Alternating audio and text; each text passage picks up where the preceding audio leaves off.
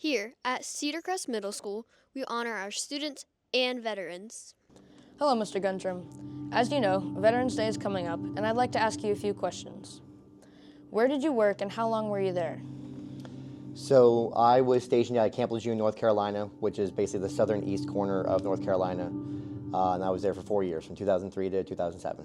What was your main job working in the Marines? So I was what they would call an 0311, which is an infantry rifleman. Our job was to basically go out, find the enemy, and take care of them, or defend our positions or our people. Okay. How has working in the Marines helped with your career after you left? The Marine Corps, we really do a lot with the least amount of stuff. We don't get all the funding, we don't get all the resources. We usually have to beg, borrow, or mostly steal things from the other branches, whether they like that or not. And so you have to grow up really fast. You have to be able to improvise, adapt, overcome all that stuff to make sure that you can get the job done. And we had to do that several times while we were deployed. And so then coming back home, you just have those skills that other 19, 20, 21-year-old kids do not have.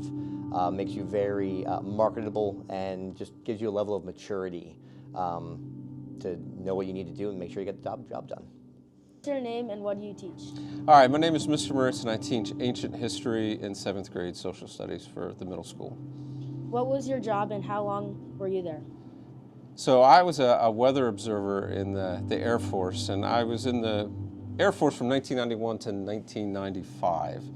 And so I spent 4 years doing that job. How did working in the Air Force change your perspective on different things?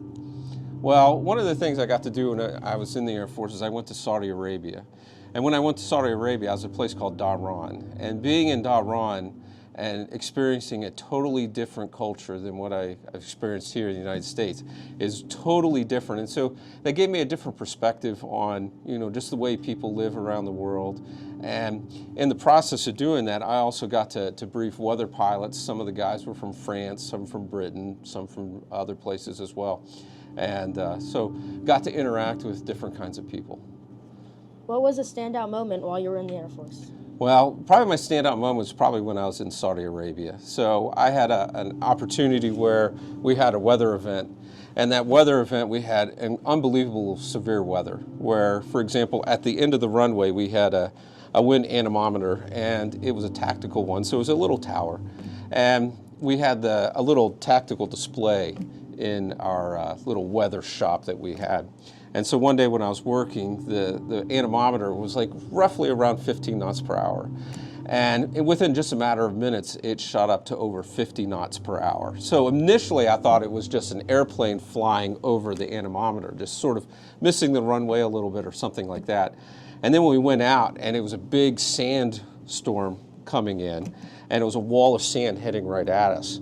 And so all of a sudden the wind anemometer must have blown over. Then I come back in to let the forecaster know, and what had happened is that wall of sand hit our weather shop that we had, which was just a trailer. And so that whole trailer rocked a little bit. You hear all the sand pelting the area. And then I went outside to take weather observations, and then all of a sudden it started raining, thunderstorming, and things like that. And so, long story short, it was a pretty severe, weather event that impacted planes on the runway. You had people out there, you had jets coming from, back from Iraq and those kinds of things. And so it was a high tense, situation. But in the end, I got to be recognized by the general, and he invited me to eat with him. And so that was a lot of fun, eating with somebody who was that high rank. And so that was a neat experience. Hello, Mr. Bickle. As you know, Veterans Day is coming up, and we'd like to ask you a few questions. Where did you work?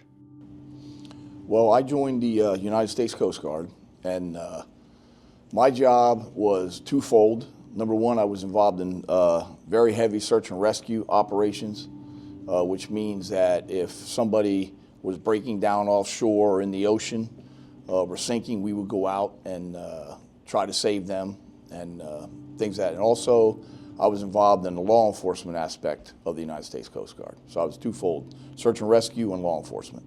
How long did you serve in the Coast Guard? 5 years. How does being in the Coast Guard benefit your current career? Well, I think any branch of the military is is definitely a positive for young men and women to join. It helped me mature. It showed me parts of the country and world that I probably would have never seen if I didn't join the United States Coast Guard. And there's a lot of connections with being a veteran, with being in the United States Coast Guard. What was your most memorable event of being in the Coast Guard? Well, there was a lot of them, but probably my most memorable one would have been there was a Hurricane Gloria. Today, on September 27th, 1985, the specter of the Great Hurricane of 38 and Carol of 54 looms larger with every passing hour. And there was a fishing trawler. I don't know if you guys know what a trawler is, but it's a big fishing boat that would actually catch all them fish that you guys eat when you go to the seafood restaurants. And it was taking on water, and we got the call. So we had to actually go out, and I was on what they call a 44-foot motor lifeboat, which was only 4 people assigned. I was actually in charge of the boat, then I had two guys that took care of the ropes and the lines, and then I had an engineman who would take care if we had a breakdown. So we went out in about 10 to 20-foot seas. We got out to we found the boat. Then we did a transfer. There were 6 fishermen on the boat. We did a transfer to get them onto our boat, because like I said, their boat was taking on water. And probably within 20 minutes of us getting them on our boat, their boat sunk. So it was very, very scary. We were young. It was very scary. High pressure type operation that we completed that night. What was your daily routine? Daily routine would be search and rescue. We'd be out patrolling. A lot of patrols for, fishery patrols, drug enforcement patrols, things of that nature. Thank you, Mr. Pickle, for your time and service. Thank you, and thank you for the interview. You guys did a great job. Appreciate this.